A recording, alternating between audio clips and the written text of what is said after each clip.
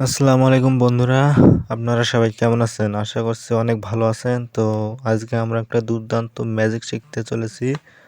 তো কথা না বাড়িয়ে আমরা কিন্তু ম্যাজিকে চলে যাব। তো ম্যাজিক শেখার আগে আমি কিছু কথা বলতে চাই। এই ম্যাজিকটি আপনারা যে কারো উপরেই প্রয়োগ করতে পারবেন, কোনো সমস্যা হবে না। তো এই ম্যাজিকটি শিখতে হলে আপনাকে কয়েকটি ছন্দ মুখস্থ রাখতে হবে। তাহলে শুরু করা যাক। প্রথমে আপনাকে লিখতে হবে কলিকাতা। তো আপনি একটু ফাঁক করে লিখবেন তা। লেখার পরে নিচে লিখবেন ওই সোজায় ফাঁক করে একটু লিখবেন লিখা পড়া সে খাইকার খা লিখা প রায়গার রা লেখাপড়া।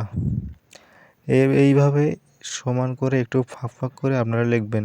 তৃতীয় লাইনে লিখবেন কাপড় দে কায়কার প আর কাপড় দয়কারে দে কাপড় দে।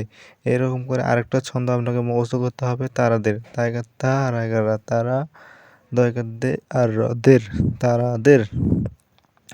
এইভাবে তোমাকে 4টি ছন্দ মুখস্থ করতে হবে, তাহলে তুমি জাদুটি খুব অল্প সময় শিখতে পারবে না। এখন এই জাদুটির মূল ভিত্তি হলো আমরা এখানে লিখেছি কলিকাতা লেখাপড়া কাপড় দে তারাদের। তো আপনি নিজ পাকেও দেখবেন এবং যে পাকে আমরা লিখছি আপনি কোনো পাকে দেখেন না কেন, যে পাকে দেখবেন সেই পাকে আপনি দেখতে পারবেন কলিকাতা লেখাপড়া কাপড় দে তারাদের, সব পাকেই মিলে যাবে।